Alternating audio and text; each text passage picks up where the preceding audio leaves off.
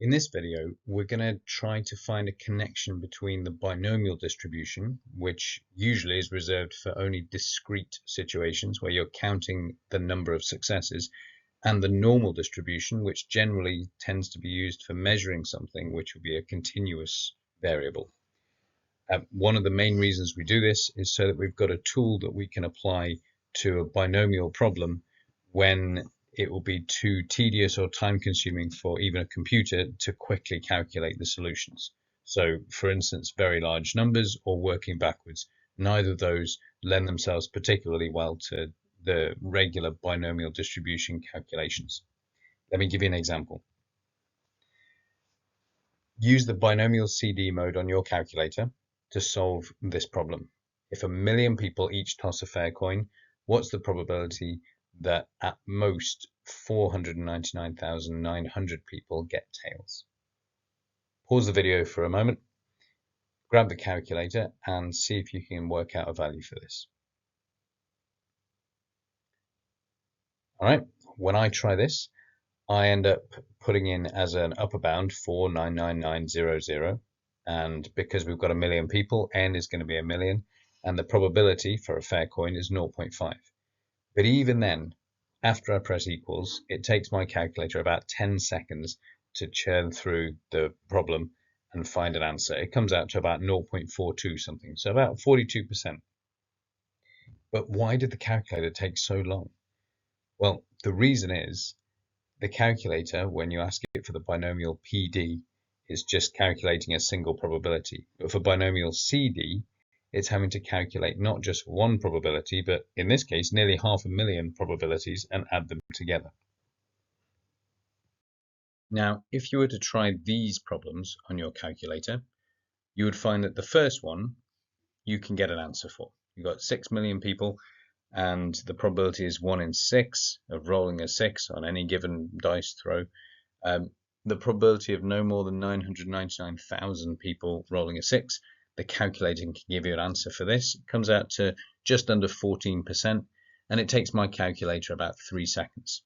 Give this a try on yours and see if it works the same. Pause if you need to, and then come back when you're ready. The second question, 60,000,000 people, and asking a similar question. So instead of 999,000, this time it's 9,999,000. So still just a little under a sixth of the people. Calculating this probability, my calculator is unable to do. It'll give a timeout error after it's been busy churning away and trying to do it for about 10 seconds. Now, these numbers are much, much bigger than the kind of numbers that you'll be asked to work with in an exam situation. Generally speaking, the questions you'll have in an exam when they ask you to use a normal approximation to binomial will be numbers in the order of maybe a few hundred. In other words, they're the kind of values that you absolutely could use binomial CD for if you weren't being told to demonstrate that you understand normal approximation. The reason they're testing it with small numbers is to make your life a little bit easier, and you've got a bit of an advantage because you can then check your answers using binomial CD. But one of the reasons this method is so powerful is that you can apply it just as easily to 60,000,000 as you could to 6,000,000. So the overall approach we're going to take, we're going to start by looking at a way of finding mu and sigma by thinking about what we know about binomial distributions. E of x, or the expected value, is equivalent to the mean of a distribution, and the variance of x can be square rooted to find the standard deviation. Then we're going to look carefully at when we can use a normal approximation, because it won't always be the case that your binomial approximation is a good enough fit for a normal distribution curve. And finally, we're going to look into what's called a continuity correction, the adjustment that needs to be made so that we can use a continuous distribution like normal to approximate a discrete distribution like binomial. So let's return to a slightly smaller but similar kind of problem. 10,000 people toss a fair coin. So we want to think about the number of tails that these 10,000 people get. On average, you would expect that to be about 5,000 tails. But we can set it up initially as a binomial distribution. N is 10,000, that's the total number of trials, and P, the probability of success, is 0.5. But if we're going to have any chance of approximating this using a normal distribution, then we need to not think in terms of number of trials and probability, but we have to be thinking in terms of the mean, mu, and the standard deviation, sigma. But that's not necessarily a problem. We can calculate the mean for a binomial distribution. In fact, it's really quite straightforward. You just multiply the number of trials by the probability. If you think about it, all we're saying is about 50% of these 10,000 people are expected to get tails. So the expected number of tails is 50% of 10,000. Multiply the probability of success by the number of trials, and it will give you the average or expected number of successes. The variance is a little less intuitive, but you can get this value or this formula directly from the formula book, so you don't need to memorize this. N times P times 1 minus P, essentially, the number of trials multiplied by the probability of success, just like the E of X value above, but also multiplied by the probability of failure. And what this does is, if P and Q are similar, like in this case a half and a half, then you just get N times something close to a quarter. But if either P or 1 minus P is very close to 1, in other words, it's almost certain that you get a success, or it's almost impossible that you get a success, then that's going to reduce the variance, which kind of makes sense. If an outcome is almost guaranteed every time, then you're not going to get a whole lot of variation in your results. But we don't need to worry too much about where these come from right now. We just need to recognize that if we've got values for N and P, then we can immediately work out the mean and the standard deviation for our distribution. So pause the video at this point, calculate the mean and the standard deviation, and then hit play and see if you get the same values that I get. Okay, for the mean, I multiply 10,000 by 0.5, 5,000, and that seems sensible. 5,000 as the average number of tails I get when I toss a coin 10,000 times. The standard deviation we've got to be a little bit careful with. Firstly, work out the variance by doing N times P times 1 minus P, and then you've got a square root. So the variance might be 2,500, but the standard deviation is 50. And again, you can check that this seems plausible. What we're saying now essentially is that the average is 5,000, the standard deviation is 50. In other words, in general, you might expect to get 5,000, give or take, plus or minus 50. So it may be as big as 5,050, maybe as low as 4,950. But most of the data, most of the times you run this sort of experiment, you'll get values between those numbers. That's what you might expect with a normal distribution, and it turns out it's also what you might get from this, because we can actually draw the graph. Now, if you could zoom in close enough, then you would discover this is a bar graph, or a histogram perhaps, if you want to be particular. Every single possible outcome from having 4,923 tails, for instance, and then 5,614 tails, etc., etc. Each of those individual outcomes is represented by a bar. But because there's so many of them, you can barely tell where one ends and the other begins. And that is the essence of this method. We're trying to take something which is technically discrete, but the jumps are such tiny values that you could almost treat it as if it's continuous. It reminds me a bit of money. When we're thinking about how much money you've spent on groceries in the last month or something, technically the data is discrete because it's going to be a whole number of pennies at least. But because that's such a tiny increment compared to the sizes of the quantities we're dealing with, it might well be that treating it as continuous data gives you some pretty decent approximations anyway.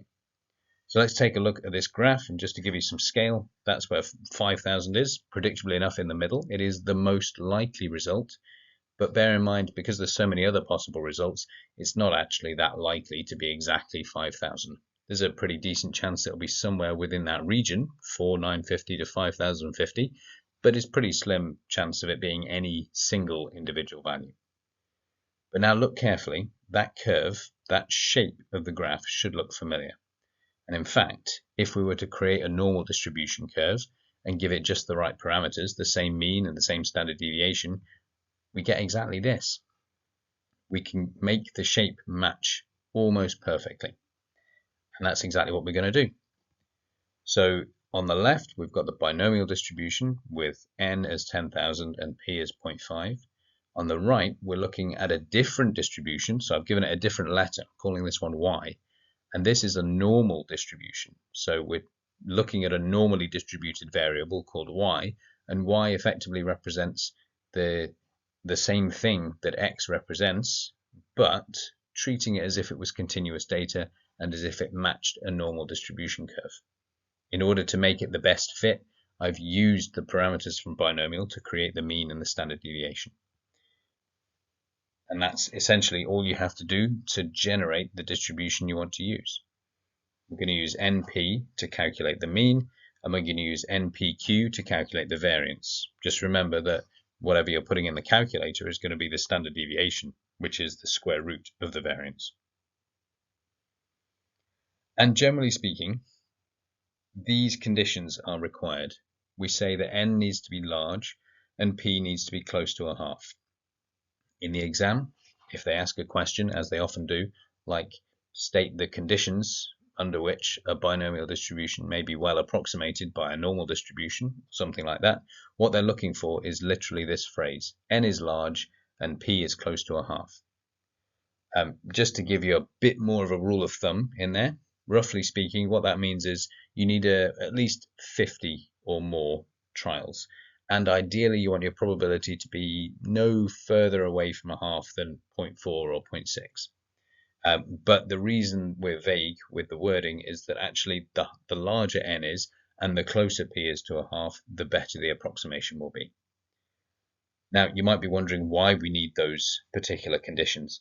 Well, a good way to make sense of that is to imagine what happens if one or other of those is not the case. If n is not large, for instance, if you've only got, I don't know, 4 or 5 trials, then actually your graph on the left would start to look a lot clunkier and have much bigger jumps between one bar and the next. And then a curve is not going to be a particularly good fit anymore. So basically you lose some of the smoothness of the graph if n is too small. And what happens if p is not close to a half? Well, in that case, we lose some of the symmetry of the graph. If p is sufficiently close to a half, then we can use a symmetrical distribution like the normal distribution to model the curve. But imagine if the probability was actually just 0.01 or something, so there's only a 1% chance. Then actually there's going to be a lot of data squashed up close to zero, because 0 is going to be much more likely than, say, 10,000. And the distribution, the entire shape of the distribution is going to be skewed and distorted because of that.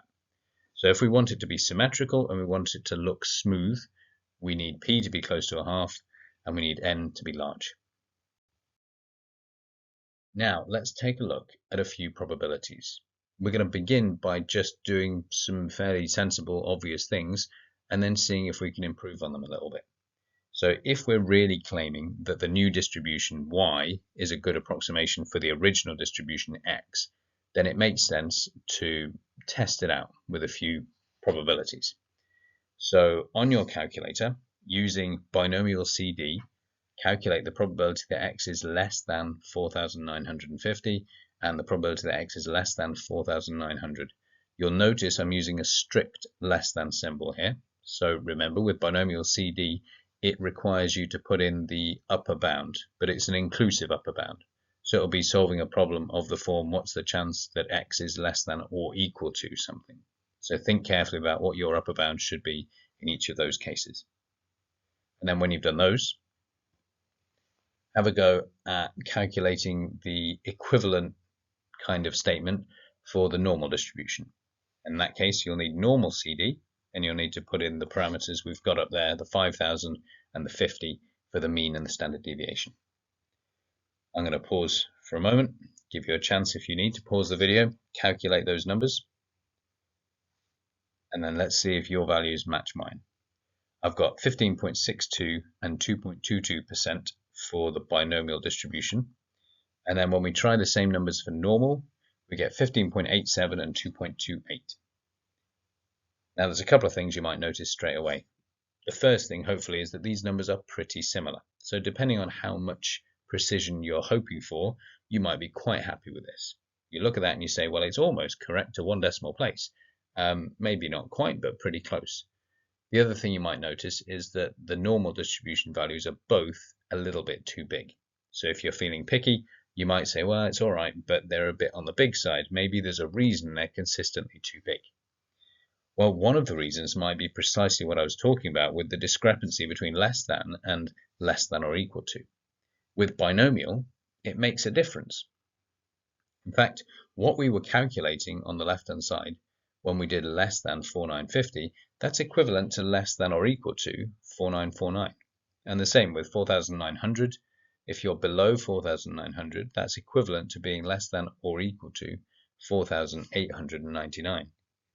So perhaps the probabilities we're looking at on the right are closer to those ones, or maybe we need to work out what these values would be and see if that helps us understand where the discrepancy is coming from. So have a go. Have a think about why these numbers should be the same as the ones above, and then have a go at calculating the normal distribution values for the number below. Once you've got those, see if they match mine. I've got 15.39% and 2.17%. And just as you might have suspected, these ones are also pretty close, but they're slightly on the low side. So it seems like using the 4950, the upper bound that we're not including, or using 4949, each of those is going to be just slightly off compared to the true value we're trying to approximate. And mathematicians like to find the best approximation wherever possible. So there's one final thing we're going to have a look at, and that would be the number in between. You might think, let's just calculate using 4950 and then 4949 and then split the difference, get the average of those two. But it's more accurate, in fact, and quicker and easier to just calculate the probability for a single input value, and just choose that input value as the value that's in between the two bounds that we're looking at. So try these. Try putting in 4949 and a half and see how well that matches. And hey presto, 15.62 and 2.22. Now, if you look carefully at your calculator, you'll see they're not exactly the same as the values you got from binomial, but they are accurate to 2 decimal places, and they are significantly more precise than the values we would have got if we just used the same number that was used in the binomial probability statement, whether or not we were looking at the strict inequality with the less than or the inclusive inequality with the less than or equal to. And this particular concept is what's known as the continuity correction. That's what we're going to investigate a little bit more. So notice that if we just go with 4950 and so on, we get values that are too high. If we go with 4949, the other sensible possible option for a bound, we get values that are too low. These numbers are almost exactly right. And the trick is this. We should be able to get an extremely good approximation by sort of including the extra half. We say up to and including one value like 4,950, or maybe up to but not including a value.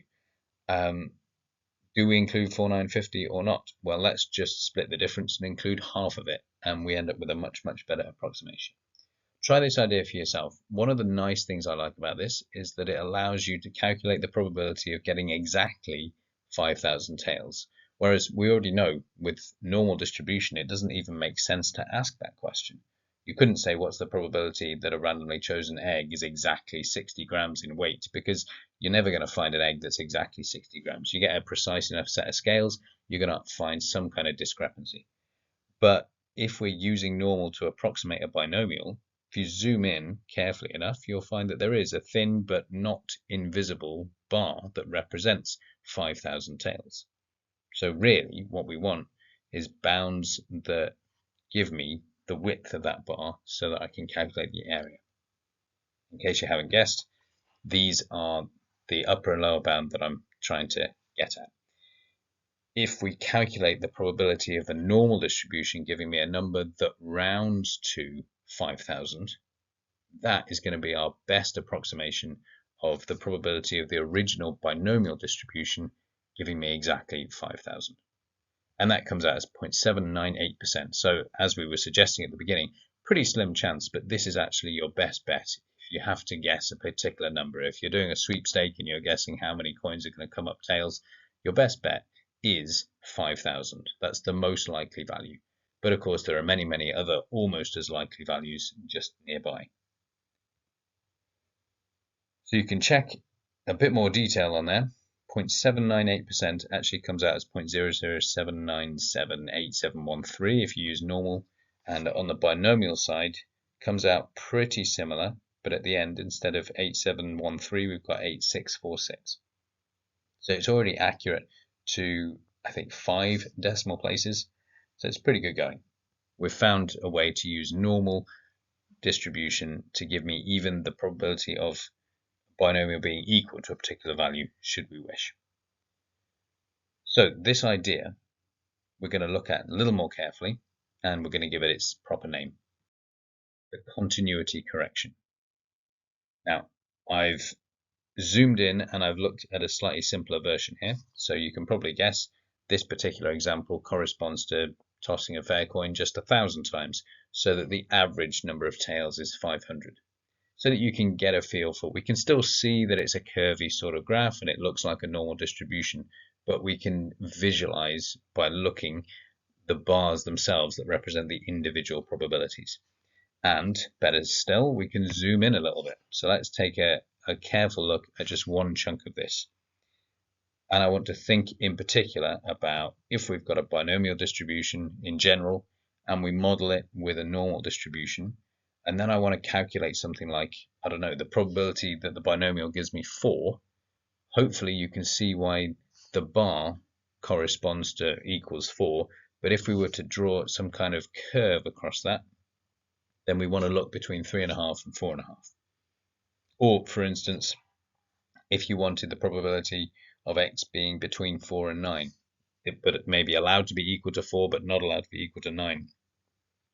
I'm going to include within my range, when I look at the normal distribution side, everything that rounds to the lower bound of 4, and everything up to and including whatever rounds to the included upper bound, which means everything that rounds to 8, but not everything that rounds to 9. So we go down far enough to include 4, because 4 is included in the lower bound, but we don't go up far enough to include 9, because 9 is not included. So if, for instance, these bars here represented the probabilities of getting 4, 5, 6, 7, 8, or 9 tails, then when we superimpose the bit of the curve that we care about, hopefully you can get a feel for what's going on. When we're looking at the probability of being somewhere between 4 and 9, including 4 but not including 9, well, that means we want the height of the bars 4, 5, 6, 7, and 8. And if we draw in those lines, so that the bottom line includes the entirety of the 4 bar, and it goes up to and includes all of the 8 but not the 9, well, you can hopefully see that the area under that curve is going to be a pretty good fit for the area of each of the bars we want to include. Some of the bars go, in fact all the bars in this diagram, partly go above the curve and partly go below. So each one will be sort of underestimated by the curve at the beginning, but then overestimated by it at the end. And those two bits will kind of cancel out and compensate for each other. And that's the essence of the continuity correction. It's a small little detail and it won't make a very big difference to your answer. So it's a tricky one to spot. If you've got a question wrong and the only bit that was wrong was a continuity correction, it's going to be very hard for you to identify it. So make sure it's at the forefront of your mind. When you're doing a normal approximation to binomial, the first thing you should be thinking is, but normal is continuous and binomial is discrete. So how do we adjust for that? How do we correct for the fact that we're looking at the area under a curve, but we're using it to approximate the area of bars on a bar graph? Let's try this question. So the concept is the same sort of idea. What I want to look at now is what we do for a few different examples when we're trying to calculate the area on the normal distribution that best matches the original binomial. So in general, you can describe continuity correction using these various sort of summaries or abbreviations. If you want the probability that x is equal to a particular value, then just go up a half and down a half from that value. In other words, everything that rounds to a. If you want less than or equal to a, then you're going to use a plus a half as your upper bound.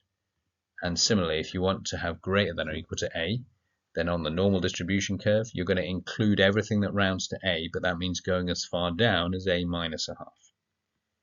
And most generally, if you've got the probability being between A and B, and if you want to include all of A and all of B, just make sure you include everything that rounds to A and B. So roughly speaking, you go a half up or down depending on which direction you're going to make sure you include everything that rounds to whichever limit you're looking at.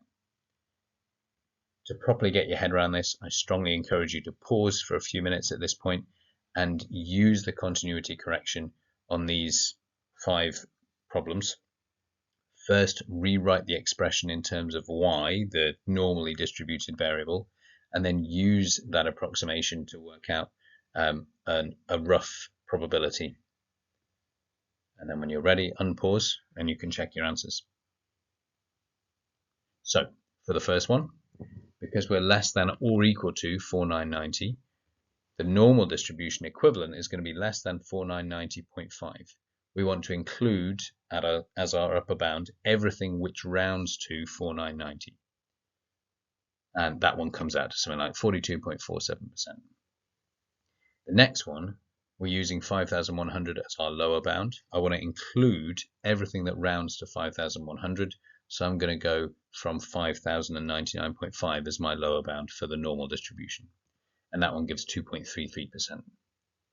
The next one has got an inclusive bound at each end. So I want to include everything that rounds to 4990, which means going low enough that I include everything from 4989.5 upwards, and everything that rounds to 5010. So I go up as far as 5010.5, and we get 16.63% to 4 sig figs. The next one looks very similar, but I'm using a less than instead of a less than or equal to symbol. And that means that the actual bounds that I need to include are the ones within this. In other words, 4991 is the lowest bound, and 5009 is the highest bound. So I need to include everything that rounds to 4991 at the bottom end, but not go as far as everything that rounds to 4990. And at the top end, similarly, 5009.5 instead of 5010.5. And that one comes out, as you can see, just slightly different to the one above because I'm not including those 2 endpoints. I'm making my approximation limits just a little bit smaller. And for greater than 5050, that's equivalent to greater than or equal to 5051. So I want to include everything that rounds to 5051 and above. And that comes out as about 15.62. There's also quite a handy diagram in the textbook. So I'd encourage you to have that open while you're looking through this. They've gone with an even smaller value for n in this particular case, just to make it even clearer how the continuity correction works. It's worth pointing out at this point, if you really did have n equals 7, you wouldn't be using a normal approximation to binomial because the number of trials is just too small for this to be a good fit. But if you want to illustrate the continuity correction, it makes perfect sense to choose a small value for n, because then you can see more clearly the difference between the discrete distribution with the bar graph and the continuous distribution with the curve in the background. When you think you've understood what's going on with that, I'd recommend you try the following questions 4 to 7 from exercise 3F. The next couple of slides that I'm going to go through on this video, I'm just going to put the questions up, and as you work through them, you can pause, have a go at the questions, and then take a look at Solution Bank or check the back of the book. So questions 4, 5, and 6, if you want to pause here, and question 7. This particular question begins in a classic way for exam questions. Write down 2 conditions under which the normal distribution may be used. So think about when we're allowed to use it. And you don't need to be specific. There is no hard and fast rule about just how big n needs to be or how close p needs to be to a half, but those are the conditions you need to describe. The next part describes a situation where you've got a fixed probability and a fixed number of trials. So the first thing you're doing there is not normal distribution. It's just straightforward binomial. The clue comes into part C, where it says using a suitable approximation. And also, if you take a look, you'll realize that in part B we only had 20 orchids, but in part C we've now got 240 of them. So a much bigger number, and that is why they're now using an approximation. Find the probability that fewer than 110 orchids produce pink flowers. My advice is you first write this out as if it's a binomial problem. You could even then go to the binomial CD mode on your calculator and actually compute a value, but that wouldn't get you the marks here. It would just give you a number that will be a useful checkpoint for yourself when you've actually worked out an approximation with normal distribution. The last bit is illustrating probably one of the most useful things that we have normal approximation for. There is no binomial inverse mode on the calculator, and there's no straightforward way to reverse a binomial distribution in that way.